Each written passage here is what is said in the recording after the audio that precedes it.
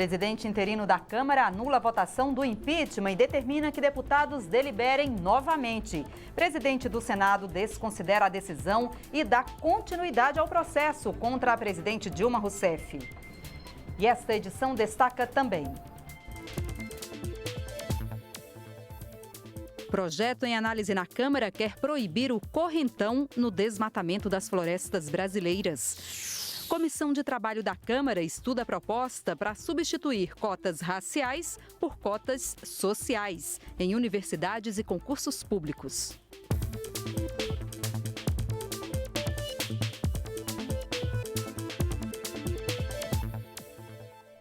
Boa noite, agora são 8 horas e 1 minuto em Brasília. O Jornal da Câmara começa agora. O presidente interino da Câmara, deputado Valdir Maranhão, anulou a sessão plenária do último dia 17 de abril, que deliberou pela admissibilidade do processo de impeachment contra a presidente Dilma Rousseff. A decisão surpreendeu a todos, mas teve vida curta. No meio da tarde, o presidente do Senado decidiu continuar o processo de impeachment. Palácio do Planalto. A presidente Dilma Rousseff participava de um ato quando a notícia começou a circular. Eu queria agradecer os gestos todos aqui de vocês e o fica, querida. Notícia confirmada, na Câmara a oposição se revoltou. Recebi com incredulidade uma decisão esdrúxula, exarada pelo presidente interino da Casa. Quero deixar claro que essa decisão dele não tem nenhum valor. Uma decisão irresponsável. Quer criar uma crise constitucional, já temos uma crise política, econômica, fiscal, quer criar uma crise constitucional. Não vai criar, o Senado vai ser sereno, técnico. Governistas concordaram com a anulação. Se ocorreu algum vício, o ideal é que ele seja anulado e corrigido o quanto antes, para que não haja um dano irreparável logo depois. Eu acho que isso é bom para a casa. Redime a casa de cometer excesso e exageradamente praticar tamanhas ilegalidades. Se as sessões da Câmara fossem mesmo consideradas inválidas, tudo que se seguiu a elas em relação ao impeachment também poderia ser anulado. Isso quer dizer que o trabalho da Comissão Especial de discutir e votar um relatório aqui no Senado não valeria. E que também a previsão de votar o afastamento ou não de Dilma Rousseff nesta quarta-feira no plenário do Senado não se concretizaria. Mas essa é uma opção com a qual o presidente do Senado, Renan Calheiros, não concorda. Ele afirmou que o processo segue normalmente e que o plenário decide nesta quarta-feira se afasta a presidente Dilma Rousseff. Essa decisão do presidente em exercício da Câmara agora, portanto, é absolutamente intempestiva. Nenhuma decisão monocrática pode se sobrepor à decisão colegiada, tanto mais quando essa decisão foi tomada pelo mais relevante colegiado da Casa, o próprio plenário, e ainda mais pelo quórum verificado. Por todo exposto, deixo de conhecer do ofício número 635 de 2016 da Câmara dos Deputados e determino sua juntada aos autos da denúncia número 1 de 2016 com esta decisão. O presidente, em exercício da Câmara, respondeu. Tomamos a decisão de encaminharmos ao Senado Federal um pedido de acolhimento em parte daquilo que a AGU trouxe a esta casa. De tal sorte que a nossa decisão foi com base na Constituição, com base no nosso regimento, para que nós possamos corrigir em tempo vícios que certamente poderão ser encenados no futuro. Tenho consciência do quanto este momento é delicado, momento que nós temos o dever de salvarmos a democracia pelo debate. Nós não estamos e nem estaremos, em momento algum, brincando de fazer democracia.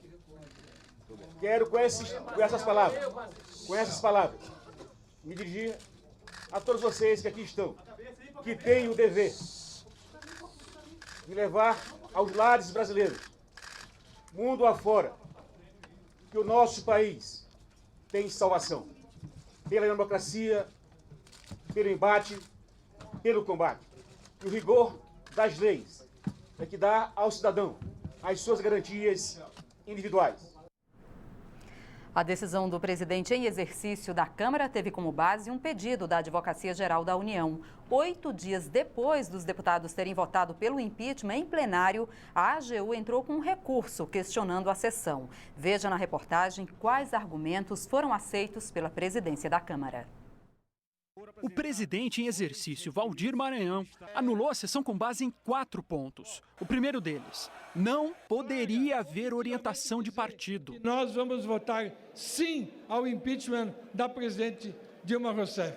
Na decisão, Waldir Maranhão afirma que os deputados deveriam votar de acordo com suas convicções pessoais e livremente. O segundo problema, os deputados não poderiam adiantar os votos antes da sessão. Isso caracteriza pré-julgamento e clara ofensa ao amplo direito de defesa. Terceiro apontamento, a defesa deveria ser a última a falar. Na Câmara, o último a falar foi o relator. Relembro aos colegas que estamos decidindo essa questão com legitimidade constitucional. Não poderia a defesa da senhora presidente da República ter deixado de falar por último no momento da votação. O quarto ponto faz uma referência ao impeachment de 1992. O resultado de 2016 deveria ser comunicado ao Senado do mesmo jeito que foi no caso Collor. Para o presidente em exercício, o resultado da votação deveria ter sido formalizado por resolução.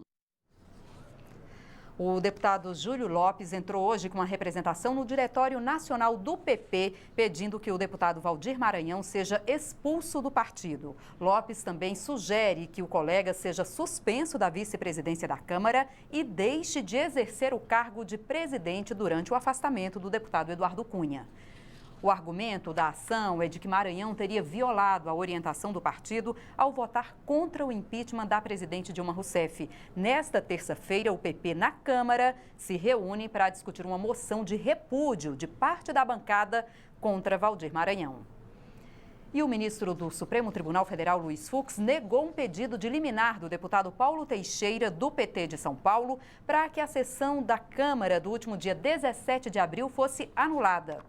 O deputado pedia que a sessão de votação do impeachment da presidente Dilma Rousseff fosse refeita, sem que os líderes dos partidos orientassem o voto das bancadas.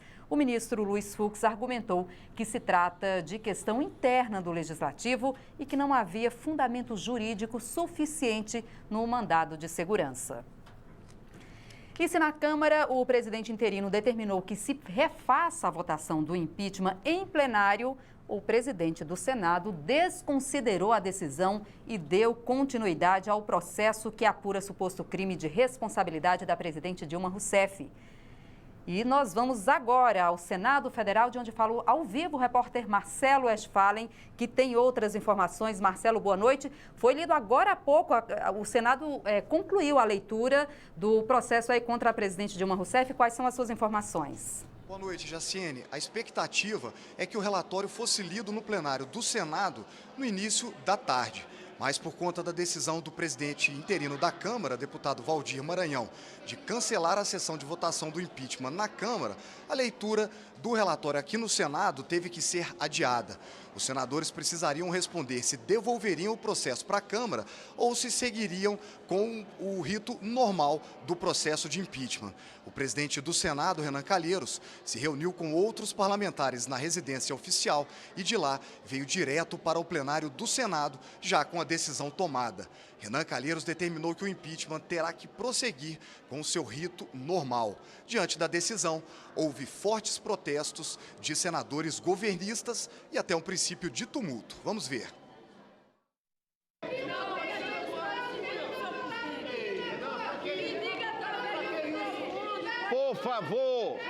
Por favor, não gritem. Eu vou suspender a sessão por 2 minutos para que vossas excelências gritem em paz. Nós temos que cumprir a decisão institucional da Câmara dos Deputados.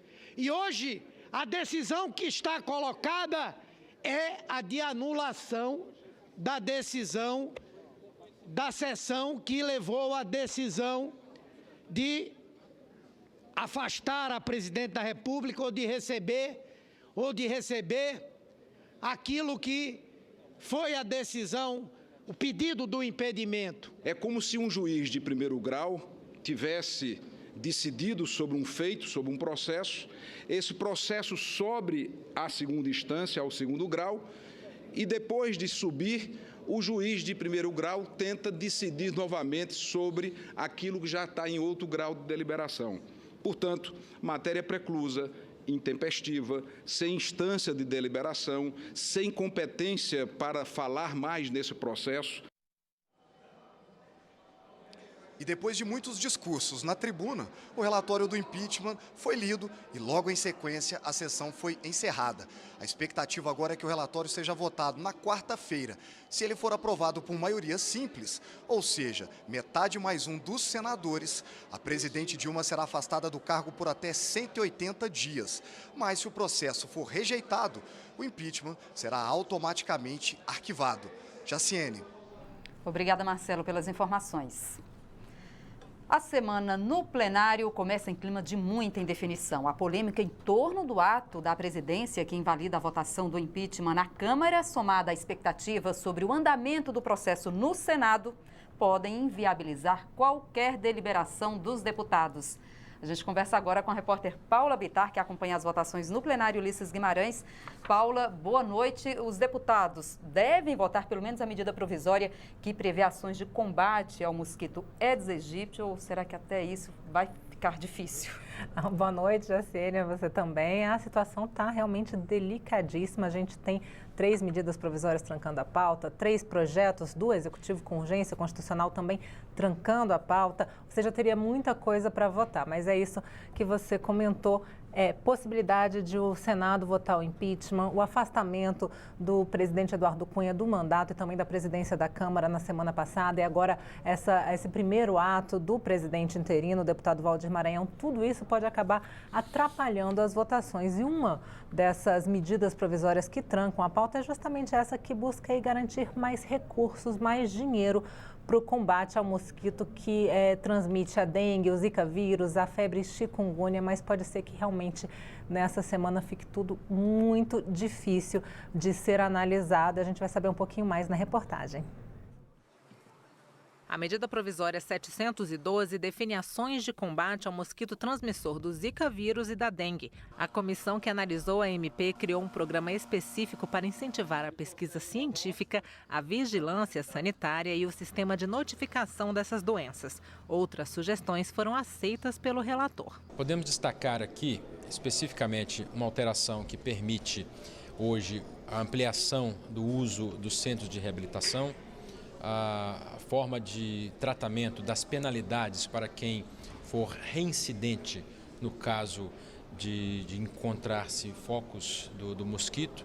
Podemos destacar também, de forma muito interessante, que a ampliação do uso dos recursos das multas do imposto de renda da lei de repatriação também para os estados, não apenas os municípios. Essa é uma das 3 medidas provisórias que trancam a pauta do plenário, juntamente com 3 projetos de lei do governo com urgência constitucional. A MP 708 autoriza a União a reincorporar trechos da malha rodoviária federal transferidos aos estados e ao Distrito Federal com base na MP 82 de 2002.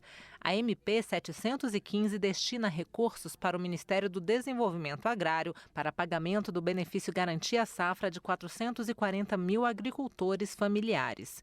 Entre os projetos de lei com urgência constitucional vencida está aquele que cria fundos nos bancos federais para melhorar a gestão dos pagamentos de precatórios. Mas essas votações podem não ser feitas em função de 3 fatos políticos que marcam a semana. O primeiro são os efeitos do afastamento de Eduardo Cunha da presidência da Câmara.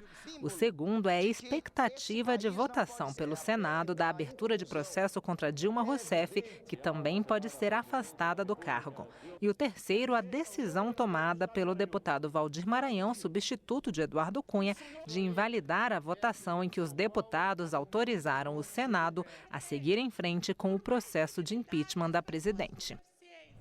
Bom, Paula, diante dessa situação complicada, alguma dessas propostas que você citou aí na reportagem corre o risco de vencer sem ser votada? Essa é uma possibilidade realmente para as medidas provisórias, porque elas têm prazo de validade. Elas chegam já com efeito de lei quando vêm do Executivo, mas precisam ser votadas num prazo de tempo, senão elas vencem, elas caducam, elas deixam de surtir efeito. E duas delas, a 708 e a 712, que é justamente essa do Zika vírus, de mais recursos para combater o Aedes aegypti, as duas vencem no dia 31 de maio. A outra só vence em 29 de junho, prazo apertado, porque o Senado exige que as MP cheguem lá com pelo menos uma semana da data de validade, da data final de validade, para que sequer sejam analisadas. Ou seja, tem que votar nessa semana ou então na próxima, senão realmente correm o risco de perder a validade essas duas medidas provisórias. E com o cenário que a gente está, a gente não pode dizer nem que vai votar nessa nem na próxima, não dá para fazer nenhum tipo de previsão, né? Paulo, e com relação ao reajuste dos funcionários do Judiciário, a urgência foi aprovada na semana passada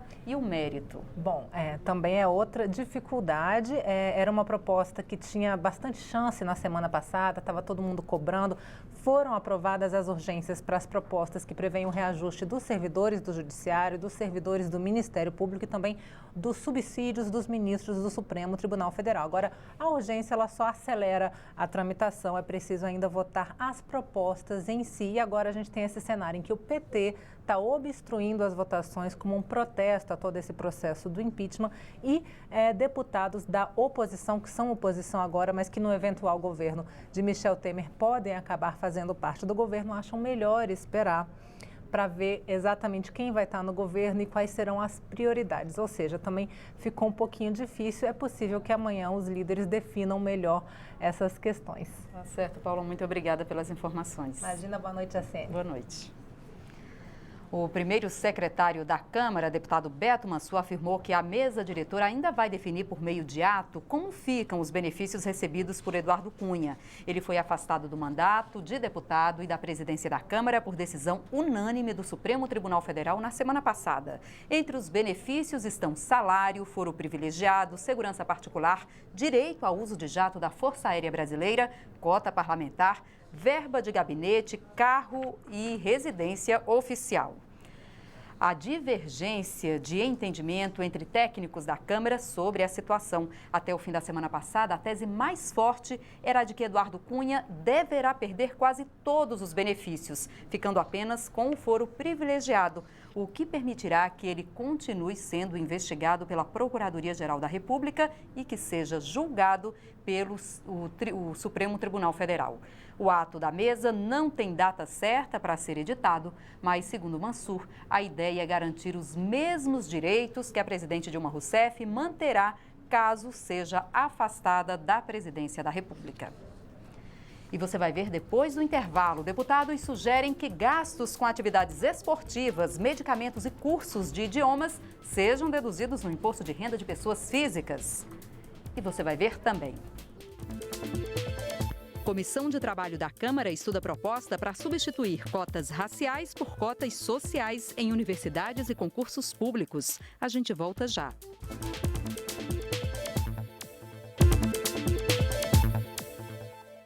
Estão em análise na Câmara diversos projetos que tratam da dedução de despesas no imposto de renda de pessoas físicas. Entre as propostas está a inclusão de gastos com livros didáticos, cursos de idiomas, medicamentos e atividades esportivas.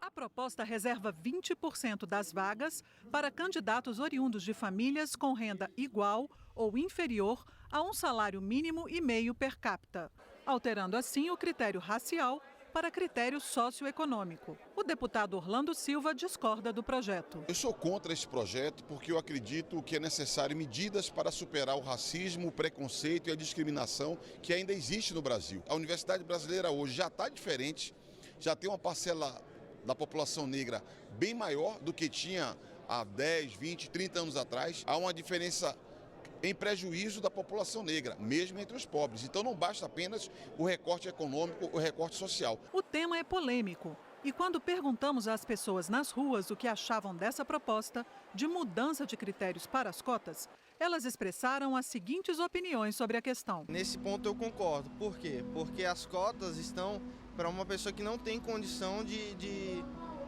ter uma escola de mais qualidade. Então o serviço funcionaria não para a cor, porque a cor não é um atestado de porque eu sou branco, porque eu sou negro, eu não tenho privilégios que outros têm, sim pelo financeiro. Eu acredito que a política de cotas, ela reforça mais ainda a questão da distinção sociocultural no nosso meio. Eu acredito que ela é desnecessária e eu acredito na abertura para todos. Eu acho que isso deve ser algo temporário, que no futuro o governo deve investir mais em educação primária, no ensino médio brasileiro público, para que elas não precisem de cotas para entrar no ensino superior, possam entrar por si mesmas. E esse sonho não necessite de cotas. O autor da proposta, deputado Vinícius Carvalho, destacou o foco em justiça social do projeto. Nós temos que buscar fazer justiça social. Então, nós não estamos de maneira alguma querendo que as pessoas que tenham condições de vulnerabilidade social sejam prejudicadas, de forma alguma. Mas não podemos consentir que aqueles que, pelo fato de terem a cor da sua pele, né, inserida dentro desse contexto de cota racial, possa se beneficiar sem ter ali a necessidade social preeminente em sua vida. Ou seja, a pessoa vive em situação de risco social e, por isso, ela deve ser beneficiada, não somente pela cor da sua pele. Nós vimos aí a reportagem que fala aí do projeto que muda o critério para as cotas. Agora sim, vamos ver a reportagem que fala das propostas em análise na Câmara sobre dedução no imposto de renda das pessoas físicas. Há gastos que podem ser abatidos do imposto de renda e que amenizam a mordida do leão. Entre as deduções permitidas estão gastos com ensino, com saúde, com dependentes e com o INSS de empregado doméstico. Na Câmara, várias propostas prevêem aumentar o rol das despesas que podem ser deduzidas no imposto de renda. Uma delas fixa os limites de dedução do imposto de renda referentes às despesas com instrução, de acordo com as fases do ensino. A intenção é aumentar esse percentual para que as pessoas, ao fazer esse investimento na saúde, na educação dos seus filhos, ela possa pelo menos ter esse abatimento no imposto de renda. Outra proposta inclui no abatimento do imposto de renda as despesas com aquisição de livros técnicos e didáticos. Há a que prevê a dedução com atividades desportivas, despesa com parentes idosos, pessoas com deficiência e medicamento. Também poderia ser abatida do imposto de renda. Eu conheço gente que gasta metade do salário com medicamentos.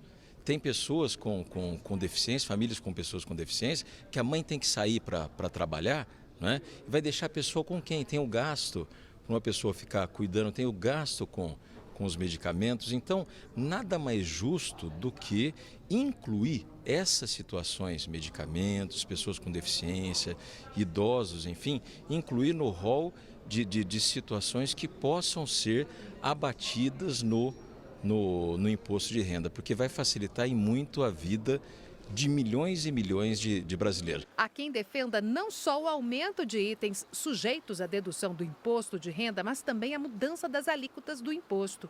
O governo enviou recentemente projeto de lei que corrige os valores da tabela mensal do imposto de renda em 5%. Mas há quem defenda mudanças maiores para deixar a cobrança mais justa. A nossa proposta é que quem ganha até R$4 mil seja isento. E depois tenha mais 6 níveis, de tal maneira que quem ganha, por exemplo, R$50 mil por mês, pague um percentual acima dos 27,5%, que pague 35%. Para quem ganha acima de R$100 mil, e tem muita gente no Brasil que ganha isso, os famosos, né, diga-se de passagem, eles podem pagar 40% e não 27,5%. De tal maneira que nós isentaríamos de pagar o imposto milhões de brasileiros e cobraríamos de poucos brasileiros um valor que seria uma receita muito superior ao que tem hoje. A técnica de desmatamento, conhecida como correntão, pode ser proibida nas florestas brasileiras. É o que propõe um projeto de lei do deputado Sarney Filho, do PV do Maranhão. Recentemente, a Secretaria de Estado do Meio Ambiente do Mato Grosso anunciou a liberação da técnica conhecida como correntão, mediante autorização de desmatamento emitida pela própria secretaria. A técnica do correntão é uma das formas mais rápidas de derrubar uma floresta. Funciona assim: uma corrente de aço que pesa toneladas, usada para atracar navios em grandes portos, é presa a 2 tratores. Um de cada lado, eles se movem em paralelo e arrastam tudo. É feita para limpar o campo de maneira rápida. Cada dupla de tratores pode desmatar o equivalente a 30 campos de futebol por dia. O uso da técnica em Mato Grosso levantou críticas do deputado Sarney Filho, do PV do Maranhão. Ele diz que a força da corrente faz com que nenhuma planta resista e os danos ao solo são irreversíveis. O correntão talvez seja uma das coisas mais atrasadas que existe hoje. É uma técnica de desmatamento raso, vai levando tudo. Pega as árvores, vai arrancando pela raiz. Então é uma técnica que já deveria ter sido proibida, foi discutido durante o Código Florestal. E eu entrei com um projeto de lei agora, proibindo definitivamente o uso dessa prática. O projeto do deputado também inclui na Lei de Crimes Ambientais um agravante da pena no caso de utilização da técnica. O deputado Nilson Leitão, que é do PSDB do Mato Grosso, não vê problema no correntão. Para ele, se o desmatamento é feito em área permitida, o dono da terra tem o direito de escolher como vai fazer a derrubada da floresta. O instrumento usado é como se você tivesse uma colheitadeira de alta tecnologia e o produtor mais pobre, talvez com o seu tratorzinho ainda mais antigo. O correntão em si é a impressão que está derrubando uma floresta. Não, não é isso. O correntão ele só é utilizado de forma legal em áreas legais, liberadas naquele espaço que deve ser desmatado para o plantio da soja, do milho, do arroz, do feijão, do algodão. O agronegócio hoje dispõe de tecnologia como alternativa ao correntão, diz o diretor da ONG SOS Mata Atlântica. Não é a melhor forma de fazer agricultura, uma agricultura que o Brasil quer apresentar lá fora como de ponta, uma agricultura que tem hoje nas commodities o ponto forte. Hoje pode fazer um estudo melhor da paisagem na propriedade, aliás, essa é a recomendação que se faz hoje em dia, e aí se abre áreas, deixando corredores, fazendo um planejamento dessa propriedade. O projeto de lei está em análise na Comissão de Agricultura. O relator é o deputado Dilceu Esperafico, do PP do Paraná. Esta edição termina agora. Para outras informações ou para rever nossas reportagens, é só acessar a nossa página na internet. O Jornal da Câmara volta amanhã. Tchau.